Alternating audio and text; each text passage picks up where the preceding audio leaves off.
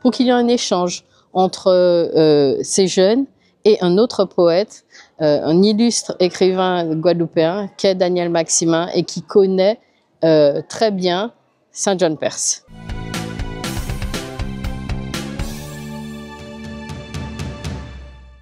Nous sommes réunis aujourd'hui, jeudi 18, au Collège Sadi Carnot, à l'occasion d'un thé littéraire en hommage à Saint John Perse.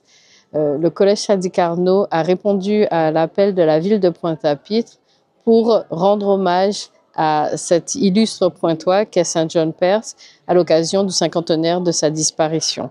Nous sommes en année Saint John Perse et la ville de Pointe-à-Pitre et son musée municipal ont décidé d'organiser différents événements autour du poète afin de l'ancrer dans son territoire. Il était important pour nous d'aller à la rencontre des scolaires, qu'ils puissent donner leurs sentiments, apprendre, s'approprier ce personnage dont la poésie peut sembler être compliquée.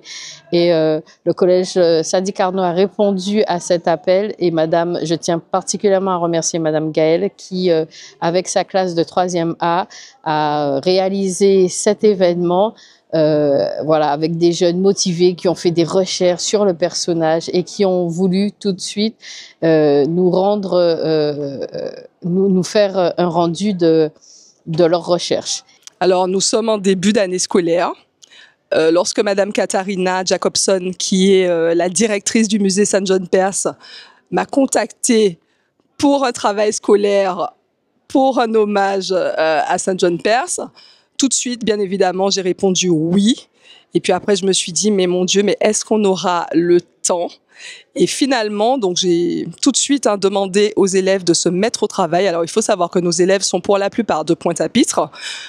Ils passent devant le musée Saint John Perse. Ils ont entendu parler de Saint John Perse, mais ne savent pas exactement qui est ce grand personnage de la littérature né en Guadeloupe.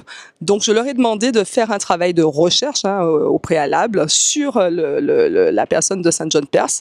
Ce qu'ils ont fait avec beaucoup d'enthousiasme. J'étais très surprise d'ailleurs. Donc, ils ont fait vraiment beaucoup de recherches. Ils ont diversifié leurs sources. C'est ce qu'on leur demande notamment en histoire, de travailler sur les sources. Et puis, au cours de 2 séances, j'ai pu vérifier donc ce travail de recherche. Certains avaient fait des diaporamas, donc ils avaient utilisé le numérique.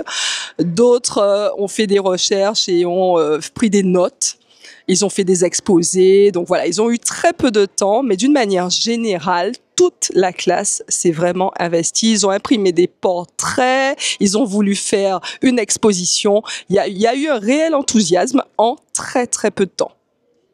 Et nous avons profité de la présence de Daniel Maximin qui fait le discours inaugural pour nous lors du colloque, pour qu'il y ait un échange entre ces jeunes et un autre poète, un illustre écrivain guadeloupéen qu'est Daniel Maximin et qui connaît très bien Saint John Perse. Donc nous sommes ici pour qu'il y ait un échange générationnel.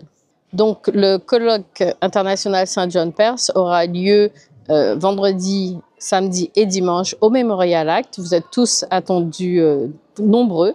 Et dans les offs, nous avons ce soir, jeudi, l'inauguration de l'exposition Saint John Perse, poète et diplomate, prêtée par la Fondation Saint John Perse.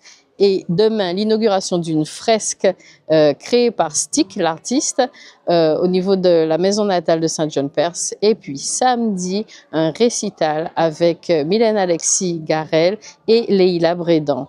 Donc nous vous attendons nombreux.